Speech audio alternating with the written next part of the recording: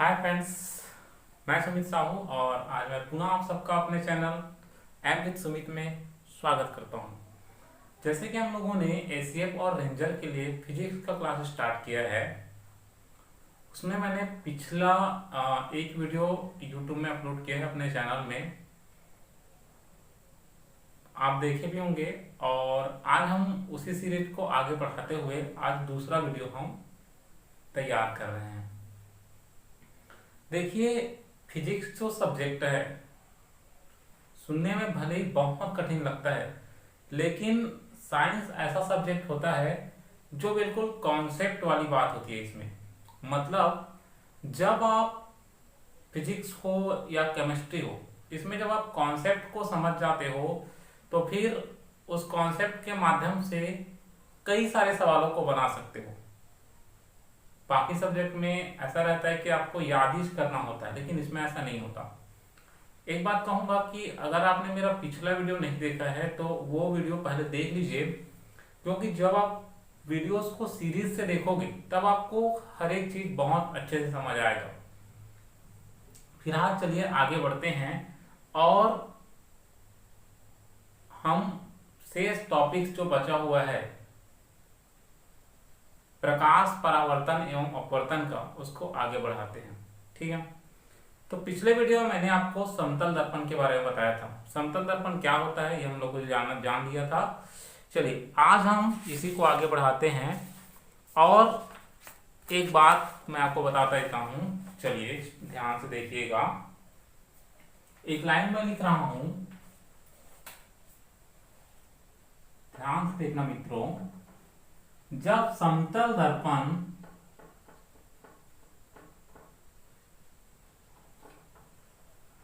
आपतन बिंदु पर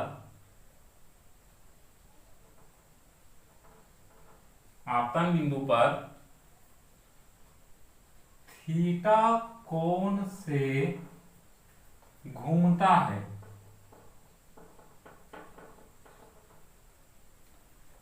तब परावर्तन किरणें 2 थीटा कोण घूम जाती है। देखो, अब इस लाइन को एक बार पढ़ते हैं। देखिए भाई, अगर आप पिछला वीडियो नहीं देखोगे तो ये तो समझ आएगा ही नहीं, है ना। इसलिए पिछला वीडियो देखिए जरूर। देखिए यहाँ पे एक लाइन लिखा हूं, ये टॉपिक ये जो लाइन लिखने का आशय ये है कि यहां से एक सवाल आ ही सकता है, क्योंकि ये सब चीजें सिलेबस में शामिल है। ओके, देखिए हमने यहाँ पे क्या लिखा है, जब समतल दर्पण आपतन बिंदु पर थीटा कोण से घूमता है तब परावर्तन किरणें 2 थीटा कोण घूम जाती है। देखो ध्यान से देखना, मान लीजिए ये एक समतल दर्पण है। ओके, क्या है? समतल दर्पण। ठीक, मान लो ये समतल दर्पण है। समतल दर्पण के 2 भाग होते, मैं आपको बताया हूं पिछले वीडियो में। इधर को बोलते हैं पालिश सतह, क्योंकि इधर पालिश किए हैं, और इधर को कहा जाता है परावर्तक सतह। अब इसको परावर्तक सतह क्यों कहते हैं, पालिश सतह क्यों कहते हैं, ये हम नहीं बताएंगे, क्योंकि इसको देखने के लिए आपको पिछला वीडियो देखना है। ठीक है, चलिए ये मान लीजिए आपतन बिंदु है।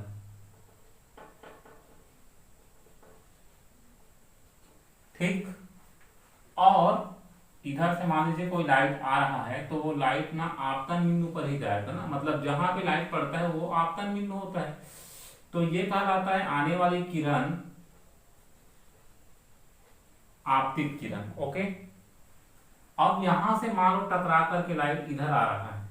ठीक, इसको बोलते हैं परावर्तित किरण। यहां मैंने परावर्तित किरण लिखा, इसी को यहाँ पे परावर्तन किरणें लिखा हुआ है, उससे कोई वो नहीं होता। आपतन बिंदु पर अगर हम एक रेखा खींच दे तो इस रेखा को कहा जाता है अभिलंब। क्या बोलते हैं?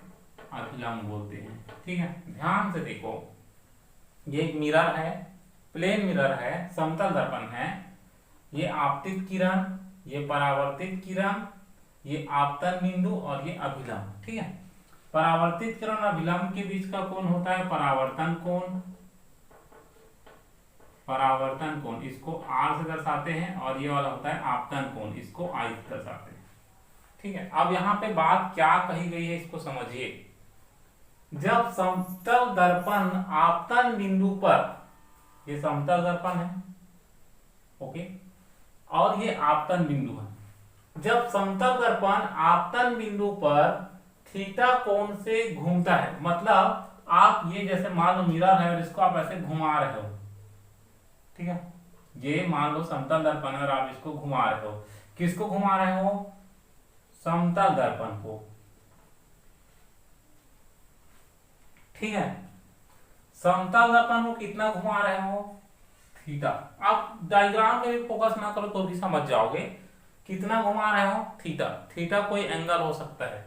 तो जब आप समतल दर्पण को थीटा, मतलब इसको जब आप थीटा कोण घुमाओगे तो जो परावर्तित किरण है, ये वाला जो परावर्तित किरण है, कौन? परावर्तित किरण, वो कितना घूम जाएगा? 2 थीटा। ठीक है, कैसे होता है, क्या होता है, यहां पे एकदम से मत जाइए। ठीक है, वो आप प्रैक्टिकली भी कर सकते हो, थोड़ा दिमाग लगाइएगा, क्योंकि मैं पेपर में जो सवाल आएगा उसके अकॉर्डिंग आपको समझा रहा हूं। ठीक है, तो सपोज मान लो ये समतल दर्पण है और इसको मैंने कितना घुमाया? 20 अंश घुमाया। कितना घुमाया? 20। सोचो, जब मैं समतल दर्पण को 20 अंश घुमाऊंगा तो परावर्तित किरण कितना घूम जाएगा इसके अकॉर्डिंग? उसका डबल। ठीक है, क्योंकि 2 गुना 20 मतलब 20 दूनी 40। अब फटाक से जवाब दीजिएगा, कमेंट में दीजिएगा। अगर इसको 10 रखे तभी कितना होगा? 20। इसको 50 करे तो ये कितना होगा? 100। ओके, तो ये लाइन आपको समझ आ चुका होगा। ये समतल दर्पण को अगर आप थीटा कोण घुमाते हो तो परावर्तित किरण कितना घूमेगा? 2 थीटा। मतलब दर्पण अगर थीटा घुमाया गया तो परावर्तित किरण कितना घूमता है? 2 थीटा। मतलब अगर दर्पण को अगर 30 अंश घुमा दिया जाए तो परावर्तित किरण जो है कितना घूम जाएगा? 60 अंश। तो इस कॉन्सेप्ट को दिमाग में रखिए। यहां से अगर आपको सवाल आता है तो फिर आप बना सकते हो। ओके, कॉन्सेप्ट में जाइए दोस्तों, कभी भी ऑप्शनल के चक्कर में मत जाइए पहले से, क्योंकि पहले कॉन्सेप्ट को समझिए फिर ऑप्शन तो आप ऐसे ही सॉल्व कर सकते हो। ओके, ठीक है, वैकल्पिक प्रश्नों को। तो चलिए, आपको ये बातें समझ आ गई होगी, आगे बढ़ते हैं। ठीक है,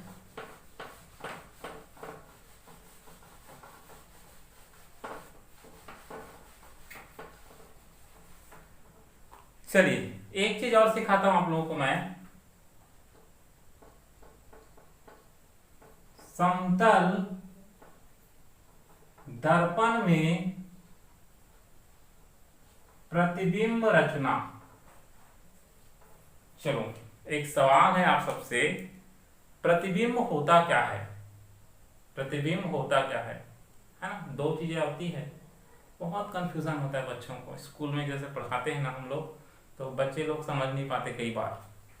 देखिए, एक होता है प्रतिबिंब, इंग्लिश में कहते हैं इमेज, और एक होता है छाया। ठीक, आप धूप में खड़े हो, आप धूप में खड़े हो, डार्क कलर का आपको आपकी परछाई दिखेगी। ठीक है, वो आसान भाषा में समझाएं तो छाया जो होता है वो हमेशा काला होता है, चाहे इंसान गोरा हो या काला हो। ठीक है, और प्रतिबिंब क्या होता है? प्रतिबिंब जो होता है, सपोज मान लीजिए आप दर्पण के सामने खड़े हो गए, तो दर्पण के अंदर आपको जो दिखाई देता है वो प्रतिबिंब है। दोनों में फर्क होता है, एक होता है छाया और एक होता है प्रतिबिंब। ठीक, तो ये दोनों में आपको फर्क भी पता रहना चाहिए। चलिए, हम लोग अब पढ़ने वाले हैं समतल दर्पण में प्रतिबिंब रचना। समतल दर्पण में प्रतिबिंब कैसे बनता है, किस तरह का बनता है, ये सब बातें जानेंगे। ठीक, चलिए, तो इसके लिए सबसे पहले हम एक बनाते हैं समतल दर्पण। ओके, ये मान लो एक कांच है, इसके एक साइड में क्या कर दिया? पॉलिश लगा दिया। क्या लगा दिया? पॉलिश। ठीक है, किसकी पॉलिश लगी होती है? तो मैं बताया था आपको, सिल्वर की पॉलिश होती है। अब क्यों होता है ये भी बताया था, क्योंकि वो एक अच्छा परावर्तक है। ठीक है, तो इधर हो गया पालिश सतह और इधर हो गया परावर्तक सतह। ठीक है, अब मान लीजिए यहां पर एक वस्तु रखी हुई है, ये मान लो एक वस्तु रखी हुई है, इसके लिए चलो मैंने ओ से डिनोट कर दे इसको, वस्तुओं को ऑब्जेक्ट बोलते हैं। ठीक है, अब देखिए होता क्या है, अगर ये वस्तु है, अगर ये क्या वस्तु है, तो इस वस्तु पर कहीं ना कहीं से लाइट पड़ रही होगी। अब कुछ चीजें काल्पनिक तौर पे हम लेंगे, ये समझते हैं कि इस वस्तु से फिर लाइट की बहुत सारी किरणें निकल रही है। कहां से? वस्तु से टकरा करके। तो यहां पे हम लोग ना जब किसी भी वस्तु का जब इमेज बनाते हैं दर्पण में, तो कम से कम 2 किरणों की कल्पना करते हैं। कितने किरणों की कल्पना करते हैं? 2 किरणों की। चलिए मैं 2 किरण ले लेता हूं, ये एक हुआ और ऐसा करते हैं, ये 1 और ये 2।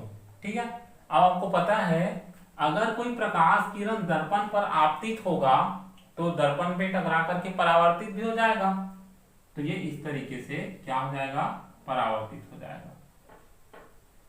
और आपको पता है दोस्तों, ये जितने आपतन कोण है ना, अगर मैं यहाँ पे खींचूं तो ये अभिलंब होगा इसके लिए और इसके लिए अभिलंब ये वाला होगा। ठीक है, ये आपतित किरण है और ये भी आपतित किरण है ना, और ये परावर्तित किरण और ये वाला भी परावर्तित किरण है। ठीक, आपको पता है। अब यहाँ पे थोड़ा ध्यान देंगे कि इमेज बनता कैसे है। गौर से देखिए, ये 2 आपतित किरणें हैं, दोनों आपतित किरणें क्या दर्पण से टकराने के बाद यहां पे टकराया और यहां पे टकराया, क्या आपतित किरणें दर्पण से टकराने के बाद कहीं पे मिल रहा है? ये देखो, नहीं मिल रहा है, नहीं मिल रहा है। हाँ देखो, समझते हुए चलिएगा। ओके, तो होता क्या है, जब आपतित किरणें दर्पण में टकराई और परावर्तित होकर के रिटर्न हो गई, तो दोनों कहीं पे तो मिल ही नहीं रहा है। तो ऐसी स्थिति में क्या करते हैं, हम इन दोनों किरणों को पीछे साइड बढ़ाते हैं। देखो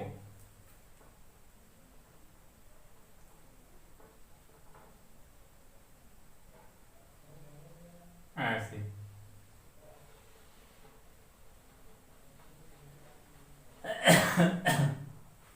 आप देख पाए कि पीछे बढ़ाने पर एक पॉइंट ऐसा मिला जहां पर दोनों किरणें मिल गई, पीछे बढ़ाने पर, है ना। अब फिर आप खींचना है तो मिलाना ही है ना, मैं बता देता हूं, क्योंकि ऐसा रियल में होता है।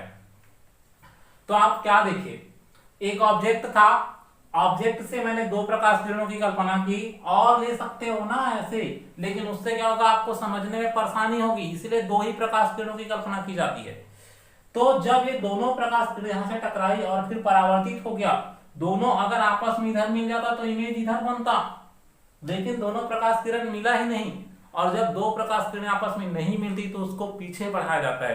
पीछे बढ़ाने पर यहां पर मिला और जहां पर मिला वही उसका इमेज होता है। मतलब ये आपतित किरण और ये परावर्तित किरण हुआ, परावर्तित किरणें, है ना, परावर्तित किरणें पीछे की ओर बढ़ाने पर जिस बिंदु पर मिला वही बिंदु क्या कहलाता है? प्रतिबिंब कहलाता है या इमेज कहलाता है। ठीक है, क्या कहलाता है? इमेज। ओके, ये आपको समझना है, बहुत आसान। चलो अब कुछ कुछ बातें और तो आपको समझ आ गया होगा कि इमेज कैसे बना। ठीक है, अगर मान लीजिए ये इसको अगर रख देती, ये इसको ऐसे रख देती, है ना, तो इसका इमेज मान लीजिए ऐसा मैंने लाइन खींच दिया तो इसका इमेज यहाँ पे बनेगी। कुछ कुछ बातें मैं आपको और बताता हूं। सबसे पहली बात, समतल दर्पण में दोनों प्रकाश किरणें खुद से मिली क्या? समतल दर्पण में दोनों प्रकाश किरणें खुद से मिली है क्या? बिल्कुल नहीं मिली है, बल्कि इसे पीछे की ओर बढ़ाना पड़ा।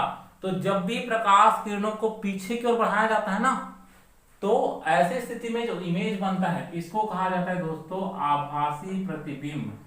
क्या बोलते हैं? आभासी प्रतिबिंब। तो आपको एक सिंपल सा सवाल पूछा जा सकता है, पीछे के बढ़ाने पर मिला तो आपको एक सिंपल सा सवाल पूछा जा सकता है कि समतल दर्पण में बना प्रतिबिंब कैसा होता है। तो समतल दर्पण में जो इमेज बनता है ना वो कैसा होता है, आभासी। क्यों आभासी? क्योंकि ये खुद से नहीं मिला बल्कि इसको पीछे की ओर बढ़ा करके मिलाया गया। दूसरी बात, अगर आप किसी दर्पण के सामने खड़े होते हो तो आपका इमेज कैसा बनता है, उल्टा कि सीधा? बिल्कुल सीधा बनता है। ठीक है, तो समतल दर्पण में बना प्रतिबिंब कैसा होता है, सीधा होता है। कैसा होता है, सीधा। ठीक है, यहां पे ध्यान देंगे या यूं समझिए कि अगर कभी भी प्रतिबिंब आभासी बन रहा है तो बिल्कुल सीधा होगा। ठीक, इसको बोलते हैं प्रकृति। चलिए तीसरी बात, एक चीज और पूछा जा सकता है कि समतल दर्पण में जो इमेज बन रहा है उसका आकार कैसा है। तो इमेज जो होता है उसका आकार बिल्कुल वस्तु के बराबर। किसके बराबर? वस्तु के बराबर। मैं बहुत सारे कॉन्सेप्ट आपको बता रहा हूं समतल दर्पण के बारे में, ध्यान से सुनिए, है ना, इसको फॉलो कीजिए, पढ़िएगा। ओके, बिल्कुल टेंशन होके पढ़िए, मैं आपको फिजिक्स बिल्कुल एक एक चीज पढ़ा दूंगा। ठीक, अभी बहुत टाइम है। सबसे पहली बात, पीछे की ओर बढ़ाया तो बना आभासी प्रतिबिंब। कैसा बना? सीधा और वस्तु के बराबर। वस्तु के बराबर का मतलब समझिए, अगर 5 सेंटीमीटर वस्तु है तो इमेज का भी साइज कितना होगा, 5 सेंटीमीटर। ठीक, चलो एक और कॉन्सेप्ट बताऊं, 3 कॉन्सेप्ट हो गया। आभासी प्रतिबिंब बना, सीधा, आभासी मतलब सीधा, और वस्तु के बराबर। अच्छा, ये दर्पण है, दर्पण है ना, मान लीजिए दर्पण से वस्तु की दूरी 5 सेंटीमीटर है। कितना है? 5 सेंटीमीटर। दर्पण से वस्तु की दूरी कितनी है? 5 सेंटीमीटर। तो जो इमेज बनता है, समतल दर्पण की बात कर रहा हूं, समतल दर्पण में जो इमेज बनेगा उसकी भी दूरी कितनी होगी? 5 सेंटीमीटर। क्या समझे? दर्पण से जितनी वस्तु की दूरी होती है उतनी ही प्रतिबिंब की भी दूरी होती है। अगर आपको यकीन नहीं होता तो आप खुद से देख लीजिएगा। जैसे जैसे आप दर्पण से दूर जाते जाओगे ना, इमेज भी दूर जाते जाता है, और जैसे जैसे आप दर्पण के करीब आओगे इमेज भी बिल्कुल करीब आता है।